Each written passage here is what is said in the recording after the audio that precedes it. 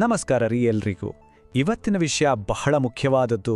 ವಿಶೇಷವಾಗಿ ನಮ್ಮ ಹಳ್ಳಿ ಕಡೆ ಗ್ರಾಮ ಪಂಚಾಯಿತಿ ಜಾಗದಲ್ಲಿ ಮನೆ ಕಟ್ಟಿಸ್ಬೇಕು, ಎಲ್ಲ ಸೈಟ್ ತಗೋಬೇಕು ಅಂತ ಯೋಚನೆ ಮಾಡೋರಿಗೆ ರೇರಾ ಅಂತ ಒಂದು ಕಾನೂನದ್ ನೋಡ್ರಿ. ಅದ್ರ ಬಗ್ಗೆ ತಿಳಿದುಕೊಳ್ಳೋದು ಬಹಳ ಮುಖ್ಯ. ಯಾಕಂದ್ರೆ ಇದು ನಮ್ಮ ಹಕ್ಕಿನ ರಕ್ಷಣೆ ಇದ್ದಂಗೆ. ಹಂಗಾದ್ರೆ ಬಹಳ ಮಂದಿ ಮನ್ಸ್ನಾಗ ಒಂದು ಪ್ರಶ್ನೆ ಬಂದೇ ಬರ್ತದೆ. ಅದೇನಂದ್ರ ಈ ರೇರಾ ಕಾನೂನು ಬರೀ ಬೆಂಗಳೂರು, ಹುಬ್ಳಿ, ಮಂಗಳೂರಿನಂಥ ದೊಡ್ಡ ದೊಡ್ಡ ಸಿಟಿಗಳಿಗೆ ಮಾತ್ರ ಇರಬೇಕು ಅಂತ, ಹೌದಲ್ವಾ? ನಮ್ಮ ಹಳ್ಳಿ ಕಡೆ ಇದ್ರ ಕಥೆ ಏನು? ಇದು ನಮಗೂ ಅನ್ವಯ ಆಗ್ತದೇನೋ ಇಲ್ಲೋ? ಇದಕ್ಕೆ ಉತ್ತರ ಬಹಳ ಸ್ಪಷ್ಟ ರೀ. ಖಂಡಿತ ಇಲ್ಲ. ರೇರಾ ಕಾಯ್ದೆಗೆ ಜಾಗ ಸಿಟಿಯಾಗದನೋ ಹಳ್ಳಿಯಾಗದನೋ ಅನ್ನೋದು ಮುಖ್ಯನೇ ಅಲ್ಲ. ಅದು ನೋಡೋದು ಎರಡೇ ವಿಷಯ: ಜಾಗದ ಅಳತೆ ಎಷ್ಟು ಮತ್ತು ಅಲ್ಲಿ ಎಷ್ಟು ಮನೆ ಕಟ್ಟಾಕತ್ತಾರ ಅಷ್ಟೇ. ಕಾನೂನು ಎಲ್ರಿಗೂ ಒಂದೇ. ಸರಿ, ರೇರಾ ಹಳ್ಳಿಗಳಿಗೂ ಅನ್ವಯ ಆಗ್ತದಾ ಅಂತ ಗೊತ್ತಾಯ್ತಲ್ರಿ. ಹಂಗಾದ್ರ ಏನಿದು ರೇರಾ ಅಂದ್ರೆ? ಇದು ನಮ್ಮ ಹಕ್ಕನ್ನ ಹೆಂಗ್ ಕಾಪಾಡ್ತದ? ಬನ್ನಿ ಒಂದೊಂದಾಗಿ ನೋಡೋಣ.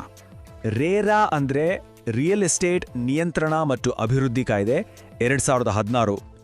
ಇದು ಕೇಂದ್ರ ಸರ್ಕಾರ ತಂದಿರೋ ಒಂದು ಭಾರಿ ಗಟ್ಟಿಯಾದ ಕಾನೂನು.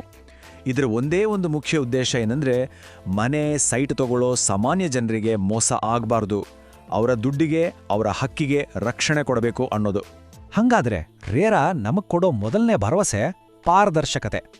ಅಂದ್ರೇನಪ್ಪ ಅಂದ್ರೆ, ಯಾವ ಮುಚ್ಚುಮರೆನೂ ಇರಂಗಿಲ್ಲ. ಬಿಲ್ಡರ್ ಜಾಗದ ಕಾಗದ ಪತ್ರದಿಂದ ಹಿಡಿದು ಮನೆ ಪ್ಲಾನ್ವರೆಗೂ ಪ್ರತಿಯೊಂದನ್ನು ಖುಲ್ಲಂಖುಲ್ಲ ತೋರಿಸಲೇಬೇಕು. ಏನೂ ಸೀಕ್ರೆಟ್ ಇಡೋ ಹಂಗಿಲ್ಲ. ಇನ್ನೆರಡನೇದು ಜವಾಬ್ದಾರಿ. ಅಂದ್ರೆ ಬಿಲ್ಡರ್ ಯಾವತ್ತೂ ಮನೆ ಕೀ ಕೊಡ್ತೀನಿ ಅಂತ ಮಾತು ಕೊಟ್ಟಿರ್ತಾನೋ ಅದೇ ದಿನಾಂಕಕ್ಕೆ ಕೊಡಬೇಕು. ಸುಮ್ಮನೆ ಮುಂದಿನ ತಿಂಗಳು ಬಾ, ಆಮೇಲೆ ಬಾ ಅಂತ ಹೇಳೋ ಹಂಗಿಲ್ಲ. ತಡ ಮಾಡಿದ್ರೆ ಅದಕ್ಕೆ ಅವರೇ ಜವಾಬ್ದಾರರು. ಮೂರನೇ ಮತ್ತು ಬಹಳ ಮುಖ್ಯವಾದ ಭರವಸೆ ಏನಂದ್ರೆ ತ್ವರಿತ ಪರಿಹಾರ. ಅಂದ್ರೆ ಒಂದು ವೇಳೆ ಏನಾದರೂ ತಕರಾರು ಬಂದ್ರೆ ವರ್ಷಗಟ್ಲೆ ಕೋರ್ಟು ಕಚೇರಿ ಅಂತ ಚಪ್ಪಲಿ ಸೌಸೋದು ಬೇಕೇ ಇಲ್ಲ. ರೇರಾ ಮೂಲಕ ನಿಮ್ಮ ಸಮಸ್ಯೆಗೆ ಬೇಗನೆ ಒಂದು ದಾರಿ ಸಿಕ್ಕೇ ಸಿಗ್ತದ. ಸರಿ, ರೇರಾ ಎಷ್ಟು ಒಳ್ಳೇದು ಅಂತ ಗೊತ್ತಾಯ್ತು. ಆದ್ರೆ ಇದು ಯಾವ್ಯಾವ ಪ್ರಾಜೆಕ್ಟ್ಗಳಿಗೆ ಕಡ್ಡಾಯ? ಯಾವಾಗ ಬಿಲ್ಡರ್ ರೇರಾದಾಗ ರಿಜಿಸ್ಟರ್ ಮಾಡಿಸ್ಲೇಬೇಕು? ಆ ನಿಯಮಗಳೇನು అంటే ಈಗ ನೋಡೋಣ. ನೋಡ್ರಿ, ನಿಯಮ ಬಹಳ ಸರಳ. ಎರಡು ಕಂಡೀಷನ್. ಒಂದನೇದು, ಜಾಗದ ವಿಸ್ತೀರ್ಣ 500 ಚದರ ಮೀಟರ್ಗಿಂತ ಜಾಸ್ತಿ ಇರಬೇಕು. ಅಂದ್ರೆ ನಮ್ಮ ಲೆಕ್ಕದಾಗ ಹೇಳೋದಾದ್ರೆ ಸುಮಾರು 5.5 ಗುಂಟೆ ಜಾಗ. ಅಥವಾ ಎರಡನೇ ಕಂಡೀಷನ್, ಆ ಜಾಗದಲ್ಲಿ 8 ಅಥವಾ ಅದಕ್ಕಿಂತ ಹೆಚ್ಚು ಮನೆಗಳನ್ನ ಇಲ್ಲಾಂದ್ರೆ ಫ್ಲಾಟ್ಗಳನ್ನ ಕಟ್ತಿದ್ರೆ ಈ ಎರಡರಾಗ ಒಂದು ಅನ್ವಯ ಆದ್ರೂ ಸಾಕು. ಬಿಲ್ಡರ್ ರೇರಾ ನೋಂದಣಿ ಮಾಡಿಸೋದು ಕಡ್ಡಾಯ. ನಮ್ಮ ಹಳ್ಳಿ ಕಡೆ ಇದು ಬಹಳ ಮುಖ್ಯವಾದ ವಿಷಯ ನೋಡ್ರಿ. ಯಾಕಂದ್ರೆ ನಮ್ಮ ಕಡೆ ಜಾಸ್ತಿ ಇರೋದೇ ಕೃಷಿ ಭೂಮಿ. ಒಂದು ವೇಳೆ ಹೊಲದಾಗ ಲೇಔಟ್ ಮಾಡಿ ಮನೆ ಕಟ್ಟೋ ಪ್ರಾಜೆಕ್ಟ್ ಶುರು ಮಾಡೋದಿದ್ರೆ ಮೊದಲು ಅದನ್ನ ಕಾನೂನು ಪ್ರಕಾರ ಕೃಷಿಯೇತರ ಭೂಮಿ ಅಂದ್ರೆ NA ಅಂತ ಪರಿವರ್ತನೆ ಮಾಡಿಸಲೇಬೇಕು. ಆಮೇಲಷ್ಟೇ ರೇರಾ ಅಡಿಯಲ್ಲಿ ನೋಂದಣಿ ಮಾಡೋಕೆ ಬರ್ತದೆ. ಸರಿ, ಇಷ್ಟೆಲ್ಲ ಆಯ್ತು. ಒಂದು ಪ್ರಾಜೆಕ್ಟ್ ರೇರಾ ಅಡಿಯಲ್ಲಿ ರಿಜಿಸ್ಟರ್ ಆಗ್ಯದ ಅಂದ್ರೆ ಅದರಿಂದ ಮನೆ ತಗೊಳ್ಳೋರಿಗೆ ನಿಜವಾಗ್ಲೂ ಏನೇನು ಲಾಭ ಅದಾವ? ಅವ್ರಿಗೆ ಸಿಗೋ ಭದ್ರತೆ ತರಿ ಏನು? ಇದ್ರಾಗ ಮುಖ್ಯವಾಗಿ 4 ಲಾಭ ಅದಾವ ನೋಡ್ರಿ. ಮೊದಲನೇದು, ಪ್ರಾಜೆಕ್ಟ್ ಬಗ್ಗೆ ಸಣ್ಣ ವಿಷಯನೂ ಮುಚ್ಚಿಡ್ದಂಗ ಪೂರ್ತಿ ಸತ್ಯವಾದ ಮಾಹಿತಿ ಸಿಗ್ತದ. ಎರಡನೇದು, ಹೇಳಿದ ಟೈಮಿಗೆ ಮನೆ ಕೈಗೆ ಬರ್ತದ. ಮೂರನೇದು, ಇದು ಬಹಳ ಮುಖ್ಯ ಕೇಳ್ರಿ, ಕಟ್ಟಿದ ಮನೆಗೆ 5 ವರ್ಷ ಗ್ಯಾರಂಟಿ ಇರ್ತದ. ಅಂದ್ರೆ ಈ 5 ವರ್ಷದಾಗ ಏನಾರು ಗೋಡೆ ಸೀಳು ಬಿಟ್ರ, ನೆಲದ ಟೈಲ್ಸ್ ಅದ್ದೋದ್ರ ಬಿಲ್ಡರೇ ಅದನ್ನು ಸರಿ ಮಾಡಿಕೊಡ್ಬೇಕು. ಮತ್ತು ನಾಲ್ಕನೇದು, ನಿಮ್ಮ ಕಷ್ಟದ ದುಡ್ಡಿಗೆ ಪಕ್ಕಾ ಭದ್ರತೆ ಇರ್ತದ. ಯಾರೂ ಮೋಸ ಮಾಡೋಕ್ಕಾಗಂಗಿಲ್ಲ. ಈಗ ಒಂದು ಮಜಾ ವಿಷಯ ಹೇಳ್ತೀನಿ ಕೇಳ್ರಿ. ರೇರಾ ಕೇವಲ ಮನೆ ತಗೊಳ್ಳೋರಿಗೆ ಮಾತ್ರ ಅಲ್ಲ, ಪ್ರಾಮಾಣಿಕವಾಗಿ ಕೆಲಸ ಮಾಡೋ ಬಿಲ್ಡರ್ಗಳಿಗೂ ಇದು ಬಹಳ ಸಹಾಯ ಮಾಡ್ತದ.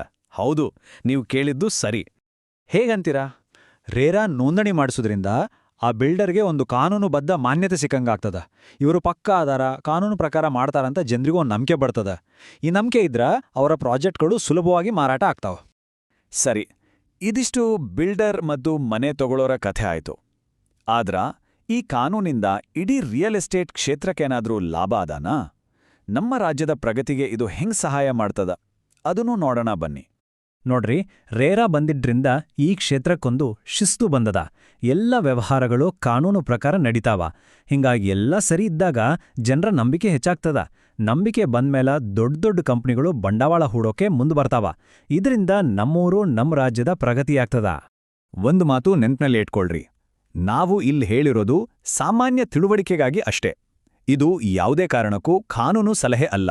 ನೀವು ಜಾಗ ತಗೊಳ್ಳೋವಾಗ, ಮನೆ ಕಟ್ಸೋವಾಗ, ಯಾವುದೇ ದೊಡ್ಡ ನಿರ್ಧಾರ ತಗೊಳ್ಳೋ ಮೊದಲು ಸಂಬಂಧಪಟ್ಟ ಸರ್ಕಾರಿ ಅಧಿಕಾರಿಗಳನ್ನ ಅಥವಾ ವಕೀಲರನ್ನ ಭೇಟಿಯಾಗಿ ಮಾತಾಡಿ ಮುಂದಿನ ಹೆಜ್ಜೆ ಇಡ್ರಿ. ಇದನ್ ಮಾತ್ರ ಮರಿಬೇಡ್ರಿ. ನಿಮಗಿನ್ನೂ ಹೆಚ್ಚಿನ ಮಾಹಿತಿ ಬೇಕಾಗಿದ್ರಾ ಅಥವಾ ಏನಾರ ಅನುಮಾನಗಳಿದ್ರಾ ನೀವು ನೇರವಾಗಿ ಕರ್ನಾಟಕ ರೇರಾ ಪ್ರಾಧಿಕಾರಕ್ಕೆ ಫೋನ್ ಮಾಡ್ಬೋದು ಅಥವಾ ಭೇಟಿ ಮಾಡ್ಬೋದು. ಅವರ ವಿಳಾಸ, ಫೋನ್ ನಂಬರ್ ಮತ್ತು ಇಮೇಲ್ ID ಎಲ್ಲ ಇಲ್ಲೇ ಅದ. ಬೇಕಾದ್ರೆ ಒಂದು ಫೋಟೋ ಹೊಡ್ಕೊಂಡಿಟ್ಕೊಳ್ರಿ. ಹಂಗಾದ್ರೆ ಕೊನೆಯದಾಗಿ ಒಂದು ಪ್ರಶ್ನೆ. ಮುಂದಿನ ಸಲ ನೀವು ಮನೆ ತಗೋಬೇಕು ಅಂದ್ಕೊಂಡಾಗ ಅಥವಾ ನಿಮ್ಮ ಜಮೀನಿನಲ್ಲಿ ಲೇಔಟ್ ಮಾಡಬೇಕು ಅಂದ್ಕೊಂಡಾಗ ಇದು ರೇರಾ ಅಡಿಯಲ್ಲಿ ಸುರಕ್ಷಿತ ಅದಾನೋ ಇಲ್ಲೋ ಅಂತ ಖಂಡಿತ ಪರೀಕ್ಷೆ ಮಾಡ್ತೀರಲ್ವಾ? ನಿಮ್ಮ ಜೀವನದ ಅಷ್ಟು ದೊಡ್ಡ ನಿರ್ಧಾರವನ್ನ ಪೂರ್ತಿ ತಿಳಿದುಕೊಂಡು ಸುರಕ್ಷಿತವಾಗಿ ತೆಗೆದುಕೊಳ್ಳಿ. ಎಲ್ಲರಿಗೂ ಒಳ್ಳೆಯದಾಗ್ಲಿ.